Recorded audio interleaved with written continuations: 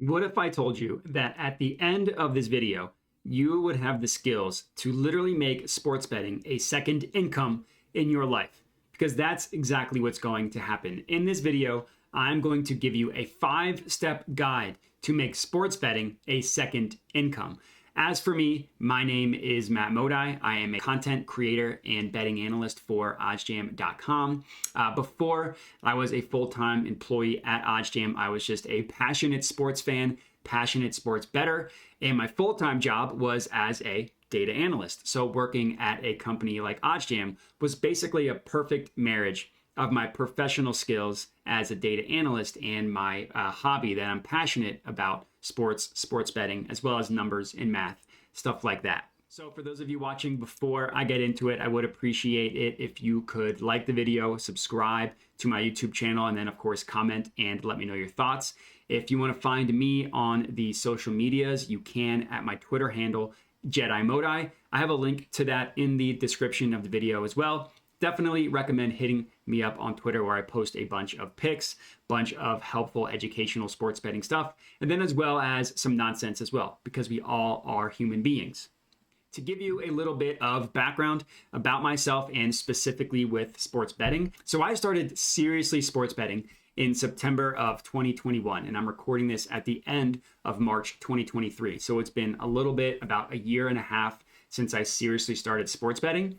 And it's gone incredibly for me. My total profit in that time span is just under $30,000, as you can see on the screen here. Like just under 29K is my total profit. Again, you can see the screenshot here. The numbers are pulled from literally every single bet that I have placed since I started using oddsjam, and they sync directly with your sportsbooks. So there's no way of fudging these numbers. It's taken directly from my bet tracker. And another thing that I want to get ahead of, I started with a $500 bankroll. So I don't want people watching this video who might not have a ton of money to dedicate towards sports betting to immediately think, you know what? Well, this might not be for me because I don't have a $10,000, $15,000 bankroll. You know, this isn't going to be for me, because you can do it just like I did, even with starting small. Basically what I did, my first 3 weeks using oddsjam, I profited just under $1,200, again, on a $500 bankroll. And then I slowly started to increase my bankroll from there. So having $1,200 in profit my first 3 weeks was incredible. So again, slowly started increasing my bankroll to where it is now, and it's been this number for a while now, is at about $10,000. So right now I have a 10K bankroll. And with that 10K bankroll, here's a screenshot of my performance in March. Again, the month I'm recording this. Profited 5K. Now there is exactly 1 day left in the month of March. I doubt I will lose 5K. I also doubt I'll win 5K. So it'll be plus or minus $5,000 that I've literally profited just in the month of March alone on a $10,000 bankroll. So what I'm going to do is give you the 5 steps necessary to have my situation become your reality. Step number 1, you need to understand your bankroll. So I hinted that when I first started, I had a $500 bankroll. Your bankroll is the amount of money that you're comfortable dedicating towards sports betting. It's basically, you can think of it almost as a sports betting investment. Like, okay, this is how much money that I'm comfortable dedicating. It has to be a number that you're comfortable living without, because really what you're doing is you're investing it into the sports books. So it has to be a number, again, that you're comfortable living without. And this part's the most important. It has to be a number that you come to independently outside of any other influences. Now, obviously, you're going to want to talk to your family and stuff like that about your sports betting bankroll, but an outsider like myself or anybody else cannot tell you how much your bankroll should be. It needs to be a number you're comfortable with, and it needs to be a number that you come to yourself. Now, I get a lot of questions about bankroll management. I will say there is a video detailing it on my YouTube channel. So if you want a more detailed explanation, I recommend checking that out. But I can give you a couple quick hitters here. If you're brand new and you're starting off and you're unsure of what to do, think about, again, the lump sum of amount of money that you're comfortable dedicating towards sports betting, and then invest that into a minimum of 5 different sports books. So again, if you have a $500 bankroll, invest $100 into 5 different sports books. And then as you start profiting, increase your bankroll a little bit. So instead of having $100 in each sportsbook, increase that to 120, 150, 200, stuff like that. But when you are starting off, you want to divide your bankroll evenly into the number of sportsbooks, at a minimum 5. Now, obviously, if you have a larger bankroll, download more sportsbooks because more sportsbooks equals better. And then a general rule of thumb in terms of specifically bet sizing is you should never bet more than 5% of your bankroll on one given bet. So if you have a $50 bankroll, you should almost never be betting more than $25 on a given bet. And honestly, on average, your average bet size should be between 1% and 3% of your bankroll. So you should be betting between like $5 and $15 to start out. And then again, slowly start increasing your bankroll. And I mentioned this, but again, if you do have a smaller bankroll like myself, just use those profits to increase it. Again, easy way to start increasing your bankroll is just to use your profits. So you're not risking any more money, or you're not taking any more money out of that initial amount that you invested. But long story short, and this part is obviously important, it does take money to make money. So don't think that you can have, $100 invested in sports betting and then start making it a second income. Even if you start small, you do have to start increasing it more as well. That's just kind of the nature of the business. It takes money to make money. So step number 1, understand your bankroll. Step number 2, and this is specifically to new sports bettors, you need to take advantage of the sportsbook's sign-up bonuses. Regardless of what state you're in, you can make at a minimum $2,000 specifically with the sign-up bonuses. Now, again, obviously, the more you invest, the more you're able to make. But I've literally talked to users that have profited like $10K specifically just with these sign-up bonuses. And then literally what they do is they use their profits from these sign-up bonuses to make their bankroll. So literally just starting off, their bankroll consists of solely profits made with the sign-up bonuses. Now, there are 2 different types of sign-up bonuses. There is a risk-free bet, like you see here from FanDuel, $1,000 risk-free bet. There's also like something called a deposit match, like a $1,000 deposit match that you see from DraftKings. 2 different strategies there. When you are placing a risk-free bet, and that's the promo that the sportsbook is giving you, what you want to do is you want to place a bet on something that has long shot odds. And by long shot odds, I mean something plus 300 or higher. If that bet hits, guess what? You just profited plus 300 odds, a huge amount of profit just from that one bet. And if it loses, which is unfortunate, obviously you want them to win, but what you can do is use the oddsjam free bet converter, and you can convert that free bet you now have into real cash. So let's pretend you place the $1,000 risk-free bet on FanDuel. That bet loses. You can use the free bet converter on oddsjam to convert that $1,000 free bet on FanDuel into real cash. Generally, you're not able to do it for like a 100% conversion, but let's pretend you can get like 85, 90%. Essentially what you're doing is you're risking 100 to 150 bucks to profit over $3,000. So the risk reward is there. The math is in your favor. Generally, you will be able to hit enough to make this an incredibly profitable venture. The next side of it, the deposit match, what you're going to want to do there is use the low holds page. So a low hold is essentially when there is a literal 0% hold between both sides of a market. So like the example you see on the screen here, I have pulled directly from the oddsjam low holds page, plus 200 on one side, minus 200 on the other. You place a bet on both sides. There's no scenario in which you lose money. You're breaking even. But because DraftKings is offering this $1,000 deposit match, what happens is you place a bet from the low holds page, that bet specifically breaks even, but then DraftKings gives you a free $1,000 for playing through the deposit. So low holds, free bets, a little bit different strategies, but great ways to start your sports betting journey by making possibly huge profits just from these sign-up bonuses. But that's step 2, take advantage of the sign-up bonuses. Step number 3, and this is probably the most important one, to be honest with you, you need to find your edge. It is literally impossible to make money sports betting if you don't have an edge. Now, there are some people that are incredibly talented with like technology and software that they can literally create models that predict lines and scores better than the sports books. If you can do that, if you are one of these people, then that's a great way to get an edge. You can absolutely make money doing that. I will say, it's very difficult. It's harder to be smarter than every single sportsbook. What I have found to be the easiest way to get an edge over the sportsbooks, I use positive EV betting, positive expected value betting.